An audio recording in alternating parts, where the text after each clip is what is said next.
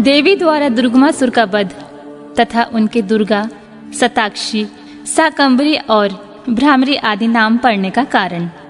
मुनियों ने कहा, महाप्राग सूत जी, हम सब लोग प्रतिदिन दुर्गा जी का चरित्र सुनना चाहते हैं, अतः आप और किसी अद्भुत लीला तत्व का हमारे समक्ष वर्णन कीजिए। सर्वज्ञ शिरोमणि सूत, आपके मुखारबिंद से नाना प्रकार की सुधा सदृश मधुर कथाएं सुनते सुनते हमारा मन कभी नहीं तृप्त होता। सूत जी बोले, मुनियों, दुर्गम नाम से विख्यात एक असुर था जो रुरु का महाबलवान पुत्र था।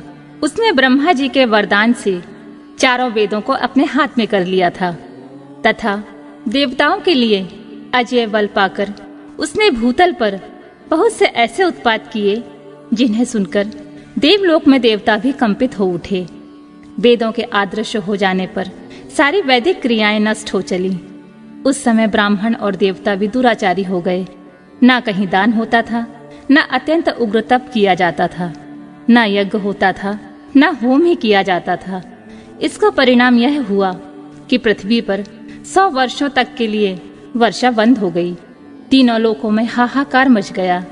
सब लोग दुखी हो गए। सबको भूख प्यास का महान कष्ट सताने लगा। कुआं, बावड़ी, तालाब, सरोवर, सरिताएं और समुद्र भी जल से रहित हो गए। समस्त वृक्ष और लताएं भी सूख गईं। इससे समस्त प्रजाओं के चित्त में बड़ी दीनता आ गई। उनके महान दुख को देखकर सब देवता महेश्वरी योग माया के शरण में गए। देवताओं ने कहा, महामाए, अपनी सारी प्रजा की रक्षा करो, अपने क्रोध को रोको, अन्यथा सब लोग निश्चय ही नष्ट हो जाएंगे। कृपा सिंधु, दीन बंधु, जैसे शुंभ नामक दैत्य, महाबली निशुंभ, भूप्राक्ष चंड मुंड, महान शक्तिशाली रक्त बीज, मधु, कैटव तथा महिषासुर का तुमने वध किया था, उसी प्रकार इस दुर्गमासुर का शीघ्र ही संहार करो। बालकों से पग पग पर अपराध बनता ही रहता है। केवल माता के सिवा संसार में दूसरा कौन है जो उस अपराध को सहन करता हो। देवताओं और ब्राह्मणों पर जब जब दुख आता है तब तब शीघ्र ही अवतार लेकर तुम सब लोगों को सुखी बनाती हो। देवताओं की प्रार्थना सुनकर कृपामयी देवी ने उस समय अपने अनंत नेत्रों से युक्त रूप का दर्शन कराया। उनका मुखारबिंद प्रसन्नता से खिला हुआ था। वे अपने चारों हाथों में क्रमशः धनुष, बाण, कमल और नाना प्रकार के फल मूल लिए हुए थीं। उस समय प्रजाजनों को कष्ट उठाते देख उनके सभी नेत्रों में करुणा के आंसू छलक आए। वे व्याकुल होकर लगातार 9 दिन और 9 रात रोती रहीं। उन्होंने अपने नेत्रों से अश्रु जल की सहस्रों धाराएं प्रवाहित की। उन धाराओं से सब लोग तृप्त हो गए और समस्त औषधियां भी सिंच गईं। सरिताओं और समुद्र में जल अगाध भर गया। पृथ्वी पर साग और फल मूल के अंकुर उत्पन्न होने लगे। देवी शुद्ध हृदय वाले महात्मा पुरुषों को अपने हाथों में रखे हुए फल बांटने लगी। उन्होंने गौओं के लिए सुंदर घास और दूसरे प्राणियों के लिए यथायोग्य भोजन प्रस्तुत किए। देवता, ब्राह्मण और मनुष्यों सहित संपूर्ण प्राणी संतुष्ट हो गए। तब देवी ने देवताओं से पूछा, तुम्हारा और कौन सा कार्य सिद्ध करूं? उस समय सब देवता एकत्र होकर बोले, देवी, आपने सब लोगों को संतुष्ट कर दिया है। अब कृपा करके दुर्गमासुर के द्वारा अपहत हुए वेद लाकर हमें दीजिए। तब देवी ने तथास्तु कहकर कहा, देवताओं, अपने घर को जाओ। मैं शीघ्र ही संपूर्ण वेद लाकर तुम्हें अर्पित करूंगी। यह सुनकर सब देवता बड़े प्रसन्न हुए। वे प्रफुल्ल नील कमल के समान नेत्रों वाली जगदम्बा को भली भांति प्रणाम करके अपने अपने धाम को गए। फिर तो स्वर्ग, अंतरिक्ष और पृथ्वी पर बड़ा भारी कोलाहल मच गया। उसे सुनकर उस भयानक दैत्य ने चारों ओर से देवपुरी को घेर लिया। तब शिवा देवताओं की रक्षा के लिए चारों ओर से तेजोमय मंडल का निर्माण करके स्वयं उस घेरे से बाहर आ गईं। फिर तो देवी और दैत्य दोनों में घोर युद्ध आरंभ हो गया। समरांगन में दोनों ओर से कवच को छिन्न भिन्न कर देने वाली तीखे बाणों की वर्षा होने लगी।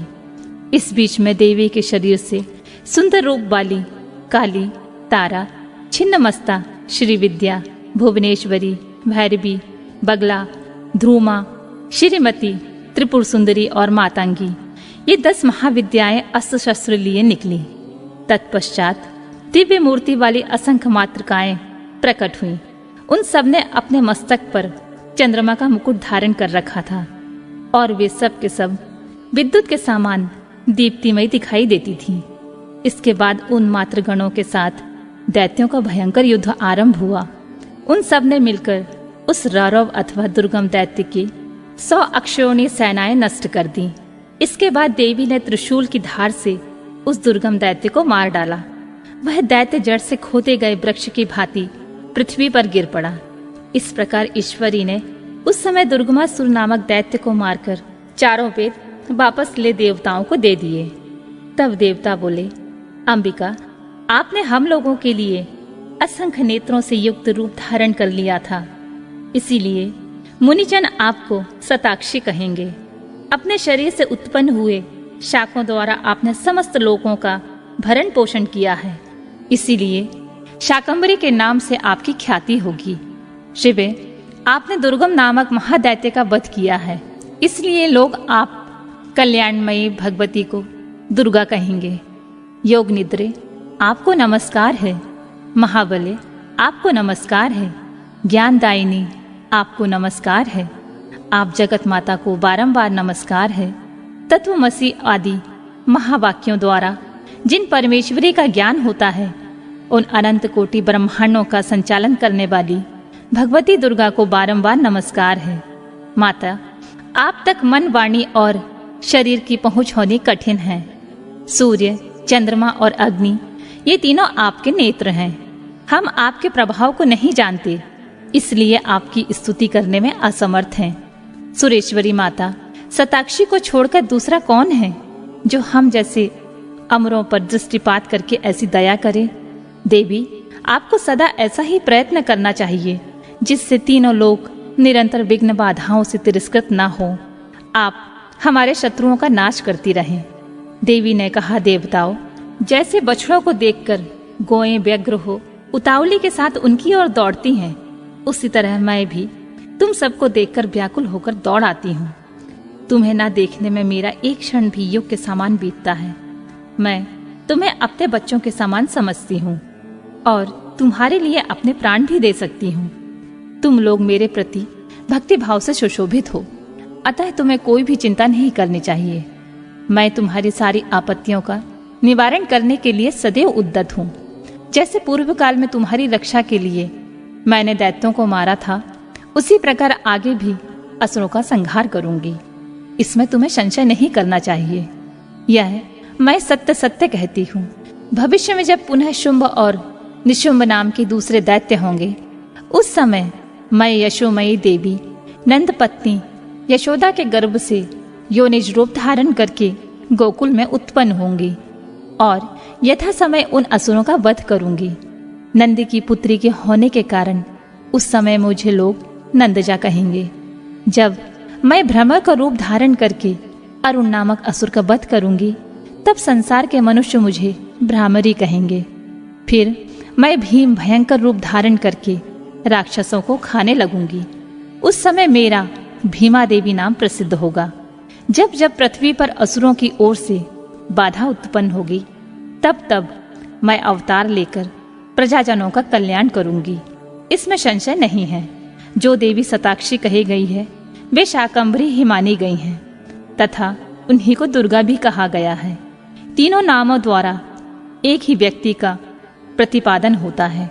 इस पृथ्वी पर महेश्वरी शताक्षी के समान दूसरा कोई दयालु देवता नहीं है, क्योंकि वे समस्त प्रजाओं को संतृप्त देख 9 दिन तक रोती रह गई थी।